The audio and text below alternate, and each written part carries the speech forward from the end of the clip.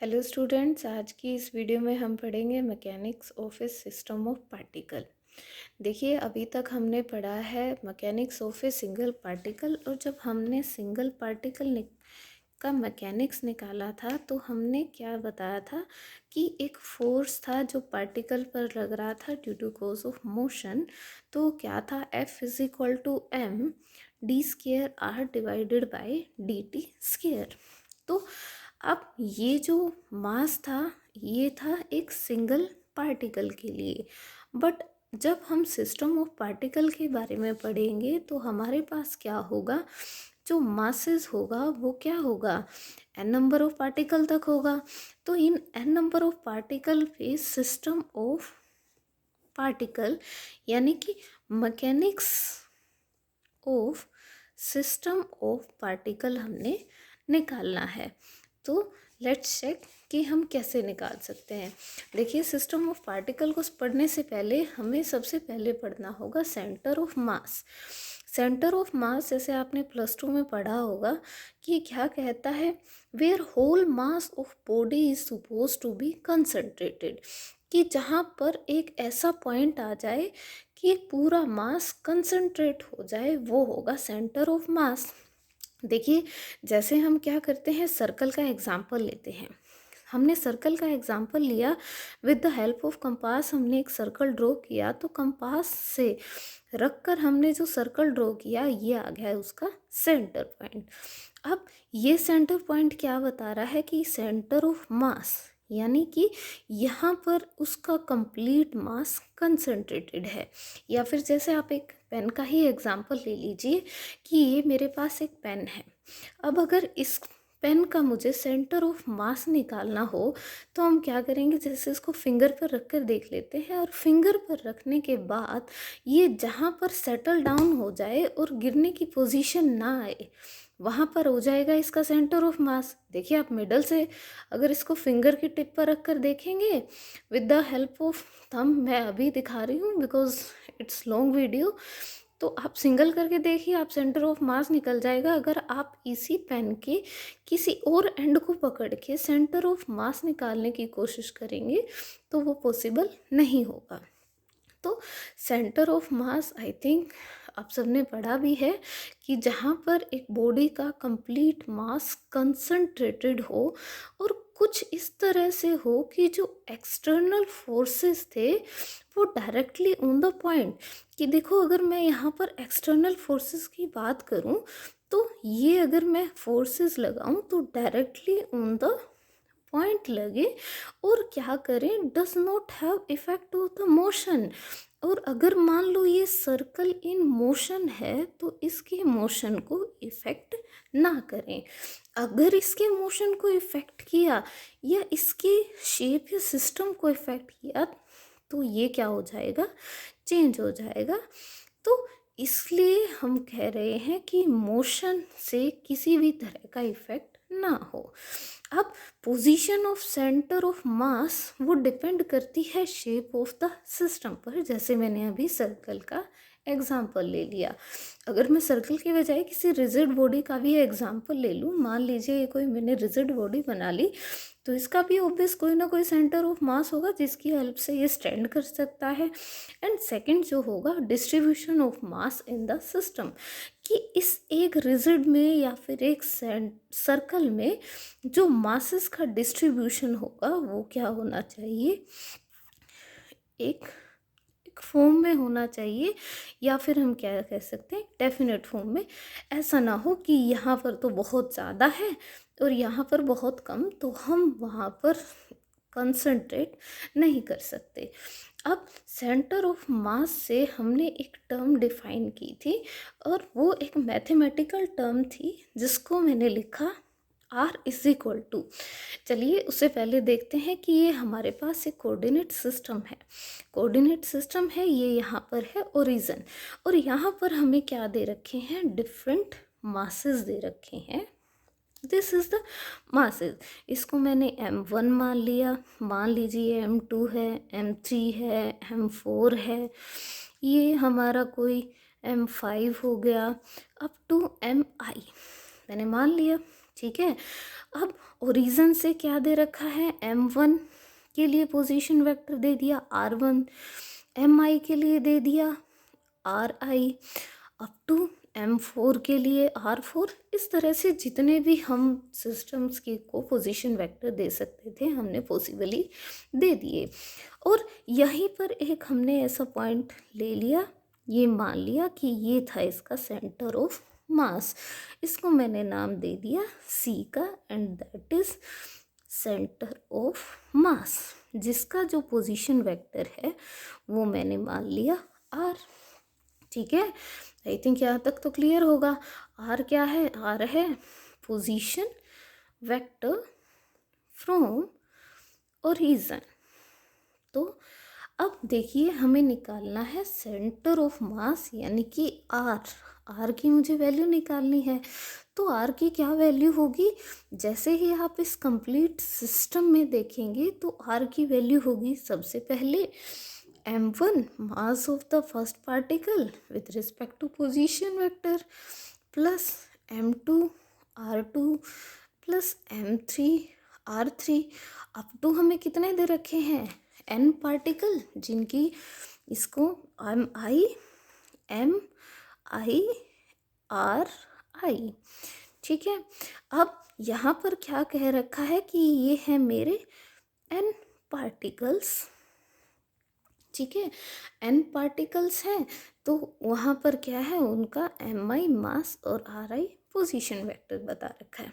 ठीक है, तो r, अब r इज इक्वल टू क्या है, हो गया m1 r1 plus m2 r2 plus m3 r3 up two plus mn rn।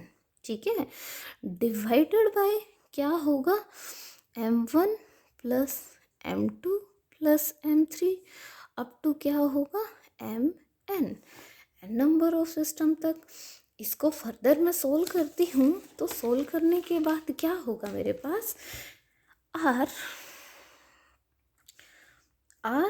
Is equal to क्या आ गया, r is equal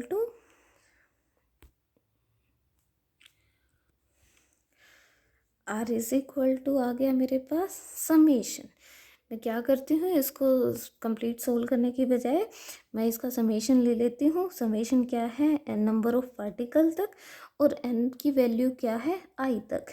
n start हुआ from 1 to up to ith particle तक, तो n summation n m i r i divided by क्या हो जाएगा, summation for n particle to ith, जो हमारा लास्ट पार्टिकल हमें दे रखा है mi। अब ये क्या था, ये हमारा टोटल सम, इसको मैं लिख सकती हूँ r is equal to 1 divided by m summation n i m i r i, where जो क्या था mi था, हमने जो ये वाला mi था वो हमने क्या ले लिया, कैपिटल M, यानी कि मास ऑफ 1 प्लस 2 प्लस 3। अगर मास है, mass is a constant quantity, और क्या था कि फर्स्ट ऑब्जेक्ट का मास हो गया मान लो 1, सेकंड का हो गया 2, 3 का हो गया 4, अप टू हमें n तक दे रखा है, वो कितनी भी वैल्यू हो सकती है, मैंने n ही मान ली। तो मैं इन सबको ऐड ऑन करके लिख सकती हूँ ना, 1 प्लस 2 3 प्लस 4, जितनी भी हमारी वैल्यू आ जाएगी अप टू n तक, मैंने यहाँ लिख दिया कि n, जिसको मैं एक टोटल वैल्यू का नाम दे सकती हूँ m।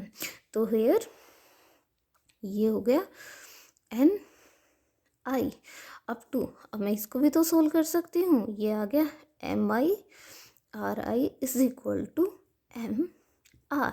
ठीक है, या फिर मैंने इसी को कैसे लिख दिया, आपको यहाँ ले गई और ये आ गया सिस्टम सेंटर ऑफ मास। तो आई थिंक ये क्लियर हो जाना चाहिए, ये है हमारा सेंटर ऑफ मास। अब यहाँ तो हमने पढ़ लिया सेंटर ऑफ मास, मैं इसको कोई ना एक इक्वेशन का नाम दे देती हूँ। मान लिया ये है मेरे पास इक्वेशन 1।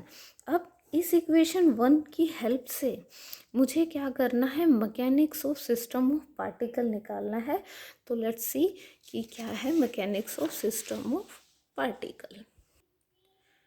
तो mechanics of system of particle में क्या बोला है कि देखिए, जब हम एक सिंगल पार्टिकल के लिए पढ़ रहे थे हमने ईज़िली अपने रिज़ल्ट को अचीव कर लिया था। पर अगर हमें क्या दे रखा हो, ऐसे ही नंबर ऑफ पार्टिकल दे रखे हों, तो हम क्या करते हैं, उस एक बॉडी को, मान लीजिए कि ये हमारे पास एक स्क्वायर या रेक्टेंगल ही है। अगर मुझे इस रेक्टेंगल के बारे में रीड करना है तो क्या करूँगी, इस रेक्टेंगल के जितने भी पार्ट या डिस्क्रीट पार्ट हो सकते हैं, जितने भी स्मॉल पार्ट हो सकते हैं, मैं उन सब को रीड करूँगी। तो बजाय कि कंप्लीट को सोल्व करने के, अगर मैं इनके डिस्क्रीट यानी कि स्मॉल पार्ट्स में डिवाइड करके उनको रीड करूँगी, तो यहाँ पर एनालिसिस करना इजी हो जाएगा, यानी कि force on the system of particle निकालना इजी हो जाएगा। तो जब हमें बहुत बड़ा ऑब्जेक्ट दे रखा हो तो इजी करने के लिए हम क्या करते हैं, large number of discrete point में डिवाइड करते हैं एंड देन हम क्या करते हैं, मोशन को एनालाइज करते हैं। तो जनरली क्या कहा गया है कि 2 टाइप ऑफ फोर्स एक पार्टिकल पर लगते हैं। देखिए वो 2 टाइप ऑफ फोर्स कैसे होंगे, मैंने यहाँ पर एक रेक्टेंगल की ही बात की है। अब इस रेक्टेंगल को अगर देखा जाए कि मैं एक छोटा सा ही पार्ट ले लिया, मैंने यहाँ ले लिया, तो रेक्टेंगल में क्या था, इस एक रेक्टेंगल में ये इन पार्ट से मिलकर बना था। तो इस रेक्टेंगल में क्या लगा, एक्सर्ट द फोर्स। अब फोर्स बोला 2 टाइप से, एक तो क्या होगा कि हम कोई भी बाहर से फोर्स लगा रहे हैं इन रेक्टेंगल्स पर, एंड सेकंड क्या था, सेकंड था कि ये जो रेक्टेंगल थी ये इंट्रैक्शन, या फिर हम कह सकते हैं कि ये जो पार्टिकल्स एक दूसरे से इंटरेक्ट करके क्या कर रहे हैं, एक दूसरे पर फोर्स लगा रहे हैं। तो here 2 type of forces act on the particle. Firstly है external force exerted upon the particle, और जब हमें क्या है, कोई एक्सटर्नल सोर्स दे रखा हो, कि हमारे पास कोई एक बाहरी सोर्स था, यानी कि फोर्स लगाने के लिए, इन फोर्सेस को लगाने के लिए कहीं बाहर से एफर्ट हुए थे, तो वो डिफाइन होगा एफ ऑफ ई से, यानी कि हमें लगा कि ये क्या है, हमारा एक्सटर्नल फोर्स। एंड सेकेंडली बात की कि internal force inside the system due to interaction between the particle, यानी कि ये जो रेक्टेंगल के छोटे छोटे पार्ट हुए थे, ये क्या कर रहे थे, एक दूसरे पर इंटरेक्ट करके फोर्स लगा रहे थे। जैसे एग्जाम्पल लेना हो तो हम कूलम्ब फोर्सेस की बात करते हैं। कूलम्ब फोर्सेस क्या था कि 2 चार्ज पार्टिकल लिए थे और वो एक दूसरे पर फोर्स एक्सर्ट कर रहे थे। अब यहाँ पर हमें, जैसे हमने लिख दिया कि एफ ई एक्सटर्नल फोर्सेस, तो वैसे ही हमें क्या लिखना होगा, इंटरनल फोर्सेस के लिए एफ ऑफ इंटरनल फोर्सेस हम इस तरह से नोटिफाई करेंगे। अब क्या बोला कि एक दूसरे पर फोर्स लगा रहे हैं इंट्रैक्शन की वजह से, इंट्रैक्शन की वजह से, यानी कि हम 2 की बात करेंगे। 2 मतलब क्या होगा, यानी कि एक दूसरे पर फोर्स लगा रहा होगा, या फिर इसको हम लिख सकते हैं, अगर एन पार्टिकल सिस्टम के लिए लिख रहे हैं तो एफ इंटरनल आई टू जे। अब देखिए ये आई टू जे क्या होगा, तो ये हमारे पास क्या आ गया, एक कोऑर्डिनेट सिस्टम आ गया। और इस कोऑर्डिनेट सिस्टम में जैसे हमने सेंटर ऑफ मास में देखा था, क्या था कि हमने ये m1 पार्टिकल मान लिया, ये m2 मान लिया, यहाँ मैं मान लेती हूँ कि कोई हमें ith पार्टिकल दे रखा है mi, ठीक है, और यहाँ मान लीजिए कोई jth पार्टिकल है, ठीक है। तो सबसे पहले हमें दे रखा है, हम कंसीडर कर लेते हैं N particle system. N particle system हम जैसे ही कंसीडर करते हैं तो हम बोलते हैं कि कोई एक एक्सटर्नल फोर्स लगा, फिर हमने कंसीडर कर लिया कि हमारे पास कोई एक ith पार्टिकल है जो पोजीशन किस पर है, आर आई पर। मैंने ये एम आई पार्टिकल कंसीडर किया, जो कि क्या है RI पोजीशन पर। अब क्या है, ये तो हो गया एक्सटर्नल फोर्स। अब इंटरनल फोर्स की बात की तो इंटरनल क्या कहा कि एक दूसरे पर फोर्स लग रहा है, यानी कि म्यूचुअल इंट्रैक्शन से। अब जैसे ही वो म्यूचुअल इंट्रैक्शन से लगेगा तो वहाँ क्या होगा, FI इंटरनल फोर्स, ठीक है, किसकी वजह से, due to interaction between particle, ठीक है। Let's complete diagram. तो ये क्या है, ये मैंने पोजीशन R1, ठीक है, ये था सेंटर ऑफ मास, ठीक है, ये ले लिया R, that is C centre of मास, और मान लीजिए ये था RJ, ठीक है। अब देखिए कि अगर यहाँ पर क्या करे, MI से MJ पर फोर्स लगे या फिर Jth पार्टिकल ith पार्टिकल पर फोर्स लगाए, तो वहाँ की कंडीशन क्या होगी, F ऑफ I ने फोर्स लगाया J पर या F ऑफ J ने फोर्स लगाया ith पार्टिकल, और ये सब क्या हो रहा है, इंटरनली काम हो रहा है, एक्सटर्नल फोर्स का कोई काम नहीं है। तो देखिए आगे क्या करते हैं, हम निकालते हैं टोटल फोर्स, यानी कि हमारे पास टोटल फोर्स क्या होगा, total force acting on ith particle, कि ith पार्टिकल पर टोटल फोर्स क्या होगा, यानी कि F ऑफ I, ये हो गया टोटल फोर्स। तो टोटल फोर्स क्या होगा, टोटल फोर्स होगा सम ऑफ क्या होगा, external forces plus sum of क्या होगा, इंटरनल फोर्सेस। इंटरनल फोर्सेस क्या थे, जो म्यूचुअल इंटरेक्शन से लगे, और एक्सटर्नल क्या थे, जो हमने सिस्टम पर बाहर से लगाए थे। तो नाउ सोल्व दिस इक्वेशन। देखो उससे पहले हम एक सेंटर ऑफ मास की भी इक्वेशन लिख लेते हैं, और सेंटर ऑफ मास की इक्वेशन मैं यहाँ लिख लेती हूँ, summation MI/RI is equal to RM। तो देखिए अब क्या करना है, ये हमारे वेक्टर्स हैं फोर्सेस, तो हम इनको वेक्टर की फॉर्म में शो कर देते हैं। एंड साथ ही हमने यहाँ पर I एंड J के सफिक्स दे रखे हैं, और बोल रखा है कि n number of system particle है, तो हम यहाँ पर कर देते हैं समेशन, हम कह देते हैं n नंबर ऑफ पार्टिकल है। और यहाँ पर मैं क्या मान लेती हूँ कि जो jth पार्टिकल है इज इक्वल टू मैंने 1 ले लिया, ठीक है। कोऑर्डिनेट सिस्टम में मैंने क्या किया था, एक MJ भी ले लिया था, तो अब इस MJ को क्या मान लिया, इक्वल टू M1 के, यानी कि जो M1 लिया था उसको ही आप MJ सपोज कर सकते हैं। और जो यहाँ J है वो नॉट इक्वल टू I होगा। अभी देखिए इसका भी एक मतलब होगा, पर उससे पहले देखिए कि according to Newton's second law of motion, according to Newton second law of motion क्या है, F इज इक्वल टू क्या है, dp/dt, ठीक है। फॉर ith पार्टिकल के लिए है, तो मैं इसको I की फॉर्म में शो कर देती हूँ। देखिए मैथमेटिकल टर्म में अगर टाइम डेरिवेटिव है, differentiate with respect to time है, तो आप इसको डॉट से भी लिख सकते हैं। तो क्या करती हूँ मैं, FI की बजाय यहाँ पर PI का यूज़ करती हूँ, इसको रख लेते हैं। इसको मैंने अगर इक्वेशन 1 माना था तो दैट इज इक्वेशन 2, तो ये हो गया PI dot is equal to F of IE plus summation N J is equal to 1, J not equal to I, F of IJ, and that is for internal forces. अभी क्या कहा है, J not equal to I। देखिए मैं फिर से यहाँ पर सिस्टम में चलते हैं कि अगर J इक्वल टू I, इसको ये मान लिया यहाँ पर J इक्वल टू 1 है, तो MI ये बोला है कि अगर J इक्वल टू I यानी कि M1 यहीं पर शिफ्ट हो जाए तो डायग्राम कैसा बनेगा, यहीं पर हो गया MI और यहीं पर हो गया MJ। तो J इक्वल टू I हुआ तो यहाँ पर नेट फोर्स क्या होगा, नेट फोर्स तो इक्वल टू क्या हो जाएगा, ज़ीरो होगा।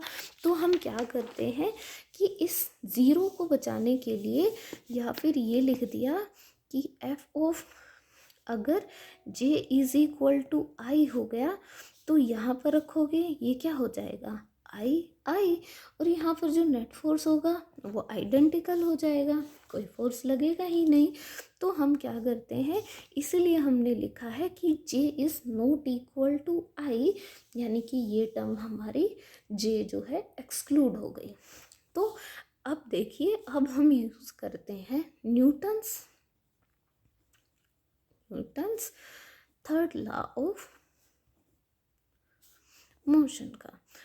तो Newton's third law of motion क्या कहता है कि every action there is equal and opposite reaction. तो यहाँ पर फोर्स जो था ith पार्टिकल पर j की टर्म में लग रहा था वो क्या होगा, इक्वल बट अपोजिट, यानी कि माइनस एफ ऑफ j भी तो i पर फोर्स लगाएगा। देखिए ये m j है और ये m i है। अगर मैं कहूँ कि आई जे पर फोर्स लगा रहा है तो जे भी तो आई पर फोर्स लगाएगा। तो यहाँ पर जो असम्पशन है कि weak law of action and reaction does not hold good, यानी कि यहाँ पर स्ट्रॉन्ग एक्शन एंड रिएक्शन होगा। तो हम क्या करते हैं, इसको अब सोल्व करते हैं with the help of Newton's third law of motion. क्या करते हैं, इसकी ये हो गई इक्वेशन 3। अब क्या करते हैं, टेकिंग समेशन ले लीजिए पूरी पर, taking summation over all the particles, आप समेशन लेंगे तो ये था ith particle P I dot is equal to summation F of I E is plus I summation, और मेरे पास j is equal to 1 but not equal to I, F of I J already present था। ठीक है, तो अभी देखिए इसको अच्छे से सॉल्व करके लिख लीजिए। ये हो गया समेशन, ठीक है, d p i divided by D t ith summation is equal to summation i F of I e plus summation i summation j f of I j. ठीक है, अभी मैं क्या करती हूँ, इसको इक्वेशन 4 का नाम दे दिया। तो solve the left hand side of equation. Left hand side of equation को सोल्व कर लेते हैं। ये रही left hand side, i d p i divided by D t. Solve कीजिए, लीनियर मोमेंटम है पी आई, तो इसको क्या लिख सकते हैं, m i v i. But v i क्या है, इंस्टेंटेनियस वेलोसिटी, वो क्या है, change in position by time taken. तो वैल्यू को सब्स्टिट्यूट कर दीजिए, ये हो गई D by D T. Mass constant है, बाहर निकाल लीजिए, ये क्या हो गई, D R I divided by D T. ये हो गया I summation M D square R I divided by D T square. तो इसको हम और क्या लिख सकते हैं, ये हो गया मेरा summation I D square by D T square.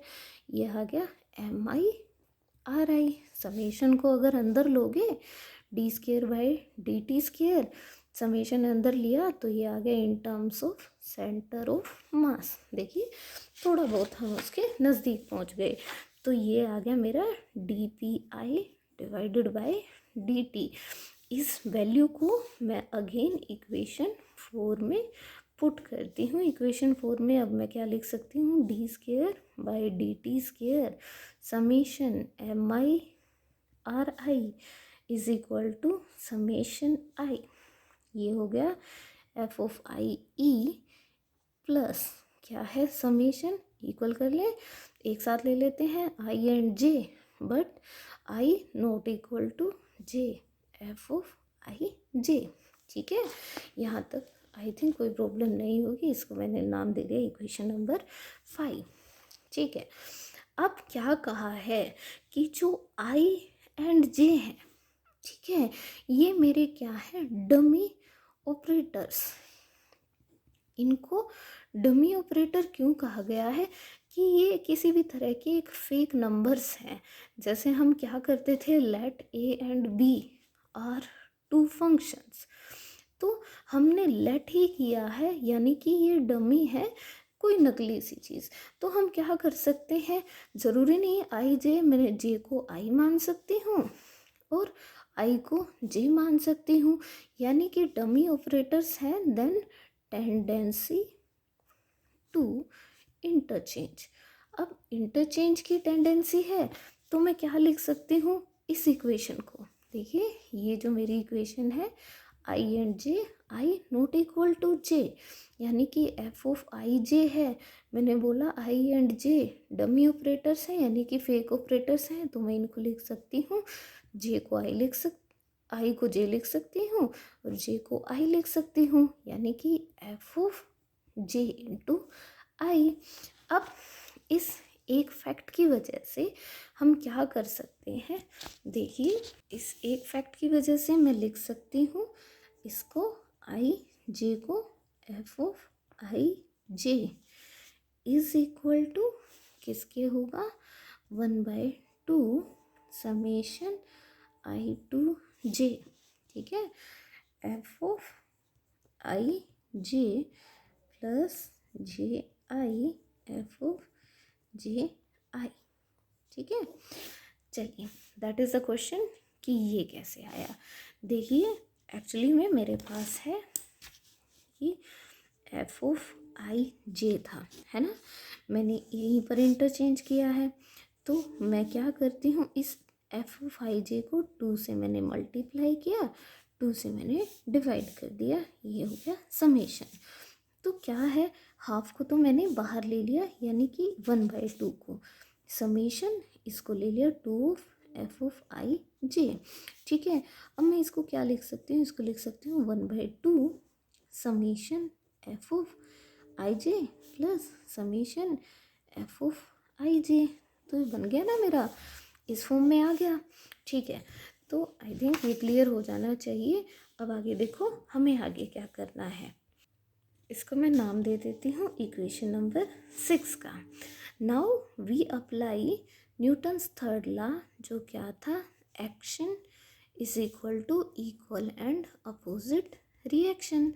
तो मैं इस इक्वेशन को यूज़ करती हूँ इन इक्वेशन 6 में।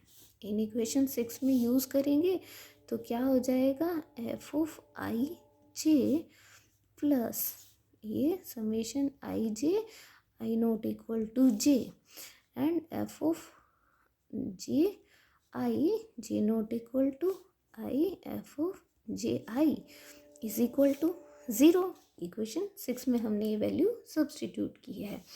तो अब देखिए, जो मेरा इंटरनल फोर्स था, यानी कि ड्यू टू म्यूचुअल इंट्रैक्शन, वो तो क्या हो गया, नेट फोर्स, यानी कि F of I J is equal to हो गया 0। ठीक है, अब ये तो हो गया 0। तो अब देखिए, याद कीजिए, हमारे पास जो इक्वेशन थी d square d T square, अब summation m I R i is equal to क्या था, f of I e plus f of क्या था, i j summation n j equal to 1 j not equal to i. ये तो क्या हो गया, 0। यहाँ से हमने प्रूव कर दिया। और ये क्या हो गया, इन टर्म्स ऑफ इसको सेंटर ऑफ मास लिखें तो क्या था, d square d T square, ये क्या हो गया, capital m, because summation of m i और आर आई का जो रिजल्ट था वो था m r in terms of centre of mass is equal to summation i f i external. तो जो भी मेरा रिजल्ट होगा, यानी कि total external force acting on system of particle is due to center of mass. Hence this is the result of mechanics of a system of particle. Here हम क्या कहते हैं, internal force acting Newton's third law of motion and no effect on the motion of centre of mass. ठीक है, इसके example हम next video में discuss करेंगे. Thank you.